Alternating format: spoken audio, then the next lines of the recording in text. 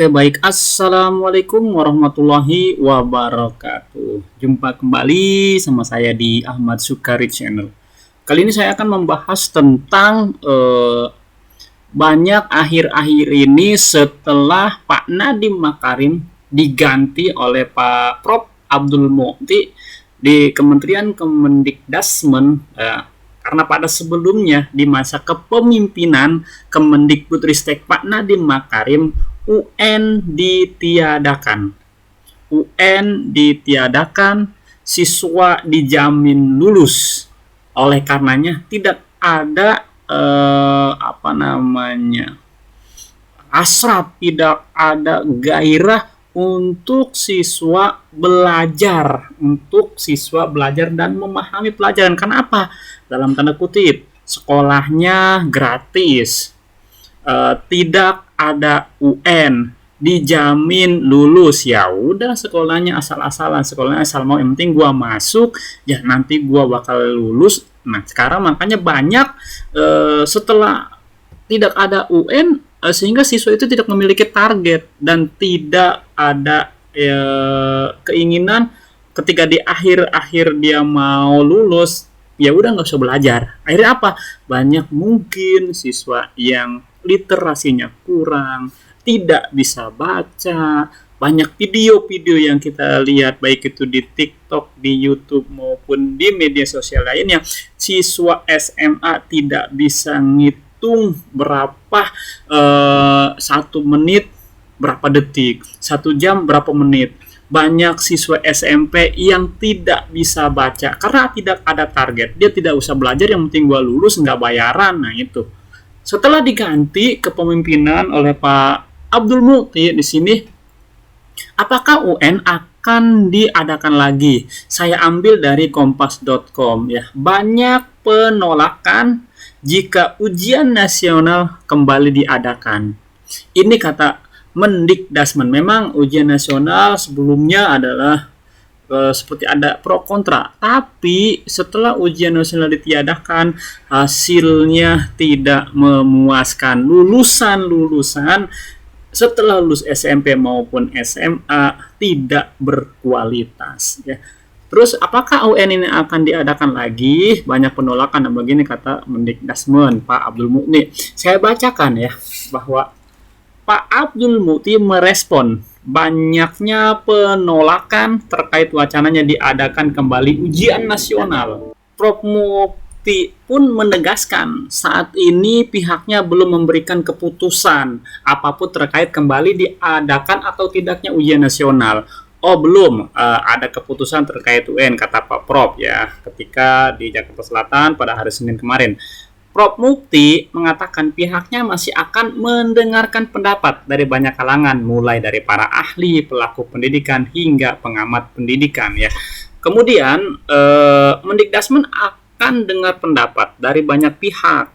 Selain itu, Prof. Mukhti juga meminta pandangan dari media massa untuk memberikan evaluasi terkait pelaksanaan ujian nasional.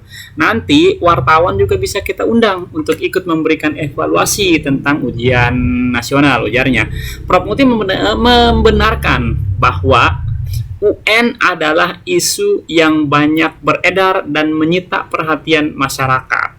Oleh karena itu, Prof. Mukhti akan memberikan keputusan terkait pelaksanaan UN usai mendengarkan pendapat dari banyak pihak. Jadi tidak mau mengambil keputusan sendiri, semua mesti harus dipertimbangkan secara bijaksana apakah UN itu akan dilaksanakan atau tidak. Ini memang juga menjadi isu yang cukup mengemuka ya, kata Prof. Mukhti. Dan sekali lagi, sebulan ini kami ingin menjadi pendengar yang baik sebelum mengambil keputusan. Sebelumnya diberitakan Federasi Serikat Guru Indonesia atau FSGI menolak UN diterapkan kembali ya. Itu kata FSGI. Sekretaris Jenderal Federasi Serikat Guru Indonesia Heru Purnomo mengatakan ada alasan mengapa FSGI justru menolak UN dikembalikan seperti semula. Heri mengatakan UN itu seringkali membuat peserta didik stres karena menjadi penentu nasib kelulusan. Kondisi itu yang membuatnya menolak rencana penerapan kembali. Memang ada pro kontranya. Banyak juga kemarin terjadi siswa yang melakukan percobaan bunuh diri, stres karena memikirkan UN, stres karena ketika UN hasilnya tidak memuaskan, hasilnya tidak bagus. Ya, banyak siswa juga yang putus asa kalau ketika diadakan UN hasilnya nggak bagus atau lulus. Nah, ini menjadi pro kontra. Apakah UN ini akan tetap diadakan atau tetap tidak diadakan? Oleh karenanya FSGI itu menolak dengan alasan banyak siswa yang stres ketika menghadapi UN, ya. Banyak juga ketika setelah selesai UN hasilnya tidak memuaskan atau mungkin tidak lulus, akhirnya banyak yang melakukan percobaan bunuh diri karena putus asa. Nah, itulah alasannya FSGI menolak adanya UN. Akan tetapi di sini kebijakan itu dinilai tidak dapat menjadi rujukan evaluasi pendidikan, bahkan alat seleksi dalam penerimaan peserta didik baru. Ya.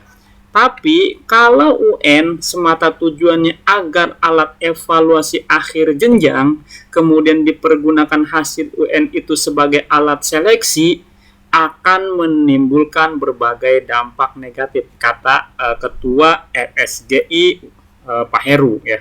Ia juga mengatakan salah satu poin penolakan ini berangkat dari pengalamannya dan rekan-rekan sesama guru yang telah merasakan masa-masa UN diberlakukan.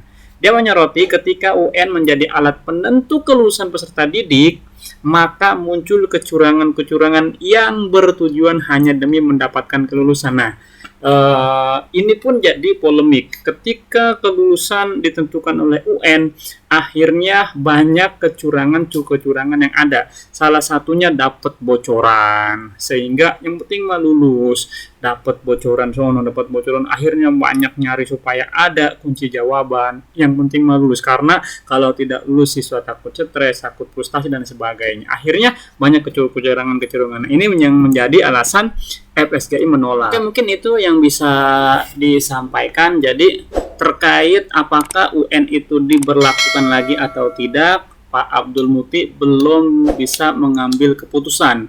Beliau masih mau mendengarkan dari berbagai pihak, masih mau mengkaji lagi apakah UN ini perlu diberlakukan lagi atau tidak. Oke, mungkin ini yang bisa saya sampaikan. Kurang lebihnya mohon maaf jika ada yang keliru. Saya mohon maaf. Mari kita berdiskusi di kolom komentar. Assalamualaikum warahmatullahi wabarakatuh.